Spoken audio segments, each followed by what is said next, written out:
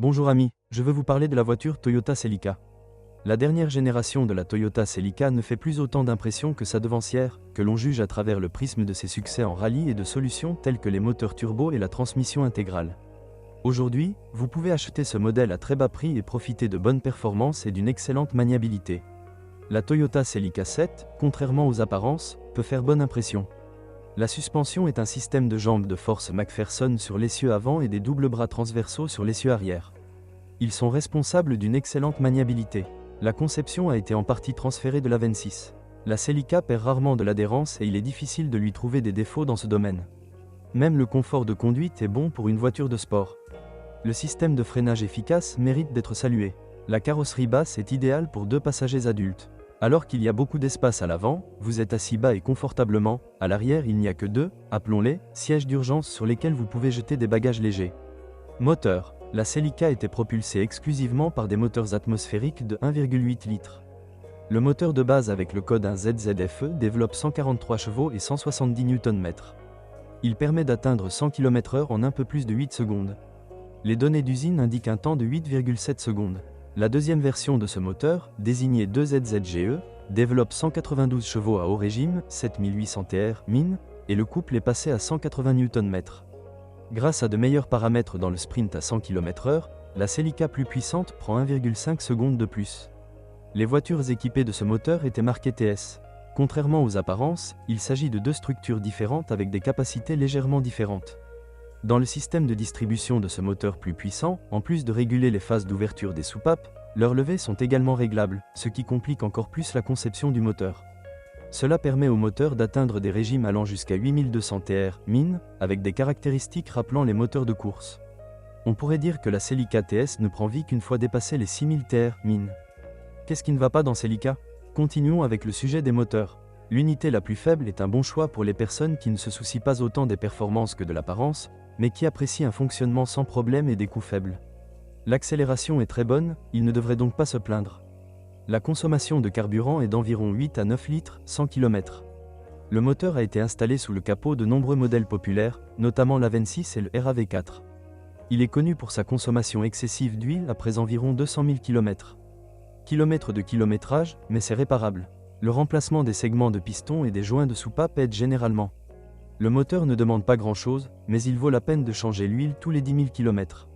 Kilomètre est celui recommandé par le fabricant, c'est-à-dire avec une viscosité de 5W30 et non selon votre propre idée. L'huile doit être conforme à la norme SJA1, il n'y a donc pas d'exigences élevées ici, mais il vaut la peine d'utiliser un produit de meilleure qualité. Le deuxième moteur n'est pas plus exigeant, mais génère de meilleures performances. La seule remarque concerne le niveau d'huile et les changements, ils doivent être surveillés de plus près. Meilleur, il est préférable de le faire au moins une fois par an, quel que soit le kilométrage, qui devrait être au maximum de 15 000 km. Kilomètres, si vous prévoyez de rouler très fort, c'est une bonne idée de réduire de moitié votre consommation d'huile. En raison des exigences plus élevées en matière de combustion du mélange, vous devez également faire attention à la qualité du carburant et des bougies d'allumage. Les convertisseurs catalytiques sont souvent endommagés en raison d'une essence de mauvaise qualité et d'un processus de combustion incorrect. La consommation de carburant de la Celica TS est d'environ 9 à 11 litres, 100 km. L'avantage des 2 versions de moteur est la transmission par chaîne, qui ne nécessite aucun entretien. Cela dure généralement jusqu'à la fin de la vie du moteur. Vous pouvez le vérifier de temps en temps. Les défauts courants incluent la défaillance de la bobine d'allumage, qui heureusement est disponible en pièces de rechange.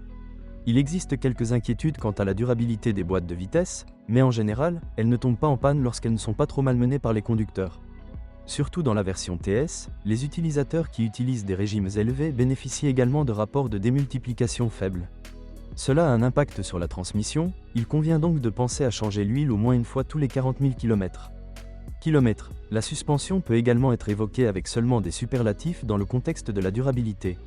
Ce sont principalement les connecteurs et les silent blocks qui s'usent, ce qui n'est pas coûteux à réparer.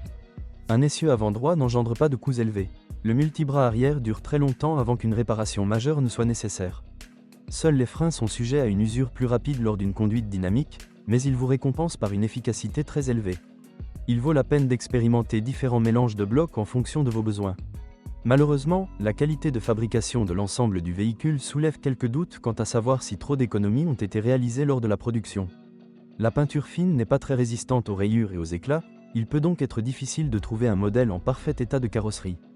Parfois, on constate de la corrosion, mais ce n'est pas un problème avec ce modèle. Cependant, il vaut la peine de protéger le châssis si vous prévoyez de conduire la voiture pendant plusieurs années. Les défauts de la carrosserie et de l'intérieur comprennent des plastiques qui se rayent rapidement dans l'habitacle, des phares faibles et des actionneurs de couvercle de coffre usés. Vaut-il la peine d'acheter une Toyota Celica?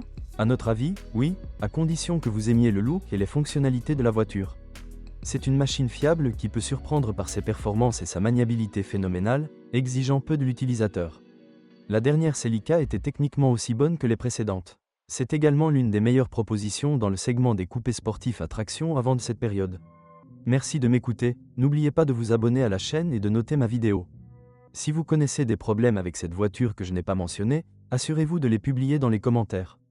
Bonjour les amis, vous cherchez une voiture d'occasion? Vous devez prêter attention au site web carm.pro. Carm.pro est grand catalogue de voitures, moteurs, boîtes de vitesse. Et le meilleur, c'est que vous pouvez trouver des informations sur les pannes de n'importe quelle pièce, complètement gratuit. Allez sur le site web carm.pro et découvrez tous les éventuels points faibles des voitures d'occasion.